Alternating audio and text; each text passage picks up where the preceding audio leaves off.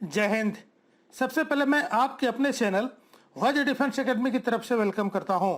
हमेशा की तरह आज भी मैं आपके लिए एक इम्पॉर्टेंट इन्फॉर्मेशन लेकर हाजिर हूं और ये इन्फॉर्मेशन फीमेल कैंडिडेट्स जो मिलिट्री पुलिस में एज ए सोल्जर जीडी के लिए अप्लाई कर चुकी हैं या अप्लाई करने वाली हैं, ये वीडियो केवल उनके लिए है जिसे जानना उनको बहुत ही ज़रूरी है कि आखिर में गर्ल्स कैंडिडेट्स का आर्मी रैली के दौरान मेडिकल कैसे होता है।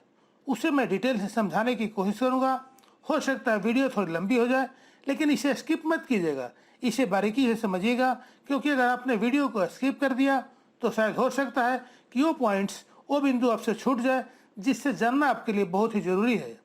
उससे पहले अगर आप हमारे चैनल पर नए हैं तो चैनल को सब्सक्राइब कर लें, वीडियो को लाइक कर दें और बेल आइकन को प्रेस करना ना भूलें, ताकि आपके स्टेट और आपके जिलों की भर्ती का नोटिफिकेशन या कोई भी अपडेट सबसे पहले मिल सके।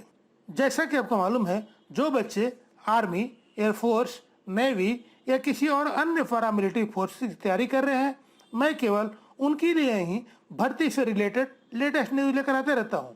और सबसे बड़ी बात यह है कि हमारे द्वारा जो भी इन्फॉर्मेशन दिया जाता है वह बिल्कुल ही ऑथेंटिकेटेड होता है। तो चलिए शुरू करते हैं। गर्ल्स कैंडिडेट्स का आर्मी में मेडिकल किस प्रकार किया जाता है, इसे मैं विस्तार से समझाने की कोशिश करूंगा। पहले मैं आपको बता दूं, गर्ल्स कैंडिडेट का मेडिकल लेडी डॉक्टर द्वारा किया जाता है, लेकिन अगर मेडिकल के दौरान कोई लेडी डॉक्टर अवेलेबल नहीं हो तो उस कंडीशन में मेल डॉक्टर द्वारा भी मेडिकल किया जाता है। लेकिन उस समय मेल डॉक्टर के साथ मेडिकल से संबंधित कोई लेडी रिप्रेजेंटेटिव जरूर प्रेजेंट होती है, तभी गर्ल्स कैंडिडेट्स का मेडिकल किया जाता है। समय समय पर भारतीय सेना अपने मेडिकल स्टैंडर्ड में बदलाव करते रहती है। अभी जो गर्ल्स कैंडिडेट्स के लिए मेडिकल स्टैंडर्ड लागू किया गया है उसमें काफ़ी बदलाव किए गए हैं। आप चाहें तो इसका स्क्रीनशॉट लेकर खुद से भी पढ़ सकती हैं। पूरा मेडिकल प्रोसीजर को समझाने के लिए मैं इसे 3 पार्ट्स में डिवाइड किया है।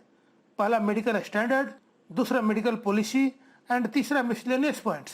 तीनों पॉइंट्स पर मैं आप लोगों को विस्तार से समझाने की कोशिश करूंगा। जो गर्ल्स कैंडिडेट्स आर्मी में एज ए सोल्जर जीडी के रूप में जाना चाहती हैं, उनके लिए मेडिकल स्टैंडर्ड क्या रखा गया है, अब मैं उसे दिखा देता हूँ। तो ये रहा मेडिकल स्टैंडर्ड।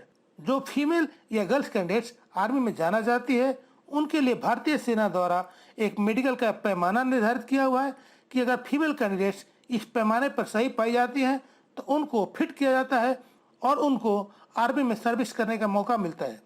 सबसे पहले फिटनेस। गर्ल्स कैंडिडेट्स को मेडिकली फिट होना चाहिए और उनका physical and mental health good condition में होना चाहिए और उनमें ऐसी कोई डिजीज नहीं होना चाहिए, ताकि उनको किसी मिलिट्री ड्यूटी के लिए किसी भी क्लाइमेट में, किसी भी मौसम में या किसी भी एरिया में भेजा जाए तो उस वक्त उनको कोई प्रॉब्लम आ सके।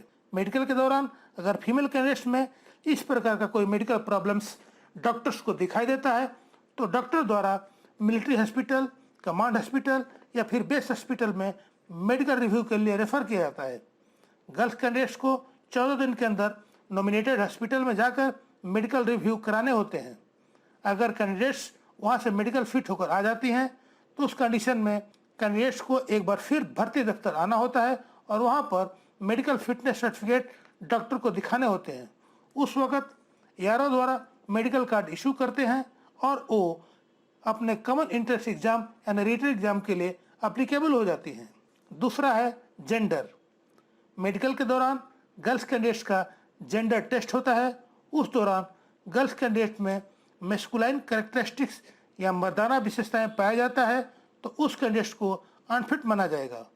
और दूसरा, जिस कैंडिडेट्स का जेंडर रीअसाइनमेंट सर्जरी यानी सेक्स चेंज कराने की सर्जरी चल रही है तो उस कैंडिडेट्स को भी अनफिट किया जाता है। मैं यहाँ एक इमेज दिखा देता हूँ, उससे आप समझ सकती हैं। तीसरा, प्रेगनेंसी।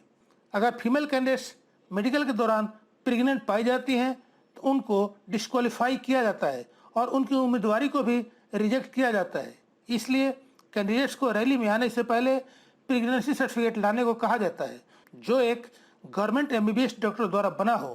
कैंडिडेट्स को रिपोर्टिंग टाइम से लेकर के ट्रेनिंग खत्म होने तक कोई भी वो बेबी कंसीव नहीं कर सकती हैं। इसलिए ट्रेनिंग में जाने से पहले कैंडिडेट से एक फ्रेश प्रेगनेंसी सर्टिफिकेट प्रोड्यूस करने को कहा जाता है। जब मेडिकल एग्जामिनेशन हो रहा हो तो उस टाइम हर एक कैंडिडेट्स को ये बोल दिया जाता है कि आपके पास एक सर्टिफिकेट होना चाहिए जिसमें आपको प्राइमरी या सेकेंडरी एमनोरिया या बिग्नोरिया जैसे इशू से आप सफ़र नहीं कर रहे हो। एमनोरिया जिसे मोनोस्टैटिक्स भी कहा जाता है, जिसमें मेंस्ट्रुअल पीरियड की अनुपस्थिति होती है या फिर मेंस्ट्रुअल पीरियड्स में गैप्स बहुत होते हैं। और मनोरोग्या, इसमें फीमेल कैंडिडेट्स को हैवी मेंस्ट्रुअल ब्लीडिंग होती है। ऐसे कैंडिडेट्स को अनफिट घोषित कर दिया जाता है। अगर मेडिकल स्क्रीनिंग और डेट ऑफ डिस्पैच 180 दिन से ज़्यादा हो जाता है तो कैंडिडेट्स का रीमेडिकल किया जाता है, और कैंडिडेट्स अनफिट पाए जाते हैं तो उनको रिक्रूट नहीं किया जाता है। कैंडिडेट्स को ये एडवाइज किया जाता है कि रैली साइड में आने से पहले वो अपना मेडिकल टेस्ट खुद से एक बार ज़रूर कर लें, जिनमें फ्लैट फुट, पुअर विजन या किसी भी तरह की डिफॉर्मिटीज़ या किसी फिजिकल मेजरमेंट पहले ही करा लेना चाहिए।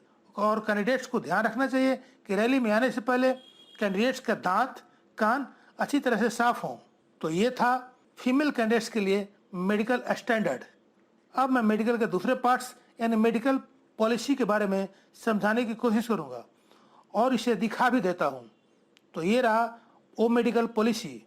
ये पॉलिसी भारतीय सेना द्वारा मार्च 2020 में जारी किया गया था, जिसमें सभी पेज पर आर्मी ऑफिशियल के स्टैंप्स और सिग्नेचर हैं। इसके बारे में मैं शॉर्टकट में बताऊंगा, क्योंकि अगर डिटेल में समझाने लगूंगा तो वीडियो काफ़ी लंबा हो जाएगा। और ये पॉलिसी 8 पेज का है। अगर आपको पूरा मेडिकल प्रोसेस जानना है तो हमारे द्वारा ऑलरेडी इस विषय पर वीडियो बनाया जा चुका है, जिसका लिंक डिस्क्रिप्शन में दिया हुआ है। आप वहां से पूरा वीडियो देख सकते हैं, लेकिन मैं इसे शॉर्टकट में समझाने की कोशिश करूंगा। कैंडिडेट्स को शारीरिक एवं मानसिक रूप से स्वस्थ होना चाहिए। कैंडिडेट्स को दोनों कानों से अच्छी तरह से सुनाई देना चाहिए तथा कान के चादरों में किसी प्रकार का डैमेज नहीं होना चाहिए। उम्मीदवार को आंख से अच्छी तरह से दिखाई देना चाहिए। आंखों का विजन 6/6 होना चाहिए। आंखों में भेंगमपन नहीं होना चाहिए। भेंगमपन का मतलब यह होता है कि ऐसे लगता है कि कैंडिडेट्स देख कहीं और रहा है पर वो देख कहीं और रहा होता है। कैंडिडेट्स को सीबी यानी कलर ब्लाइंडनेस नहीं होना चाहिए। नाकों में सूजन एवं नाकों में टेढ़ापन नहीं होना चाहिए। दांत अच्छी तरह से साफ हो। दांतों में पायरिया जैसी कोई डिजीज नहीं होनी चाहिए। दांतों में सड़न ना हो और पूरे दांत भी होने चाहिए। हाथों में टेढ़ापन नहीं होना चाहिए।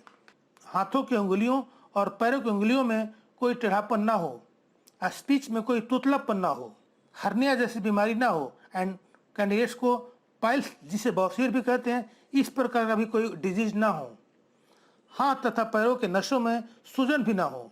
दोनों घुटने आपस में सटने भी नहीं चाहिए, जिसे नौकनी बोलते हैं। नौकरी का भी से कोई प्रॉब्लम ना हो। फ्लैट फुट ना हो। एक बात और, शरीर में टैटू, जिसे गोदना भी कहा जाता है, इसके भी साइज और प्रकार अलग अलग होते हैं। इसके ऊपर भी हमने ऑलरेडी एक वीडियो बनाया हुआ है, जिसका लिंक डिस्क्रिप्शन में हमने मेंशन किया हुआ है। आप पूरा डिटेल में वहां से देख सकते हैं। शरीर या बॉडी के किसी पार्ट्स की हड्डियों में फ्रैक्चर ना हो। बहुत सारे मेडिकल पॉइंट्स एग्जामिन किया जाता है। पूरा डिटेल से समझाने की कोशिश करूंगा तो ये वीडियो काफ़ी लंबा हो जाएगा, इसलिए आपसे आग्रह है कि आप डिस्क्रिप्शन में जाकर पूरा मेडिकल प्रोसेस एंड टैटू की पॉलिसी क्या है आप वहां से देख सकते हैं। अब आते हैं तीसरे पार्ट्स मिसलेनियस पर।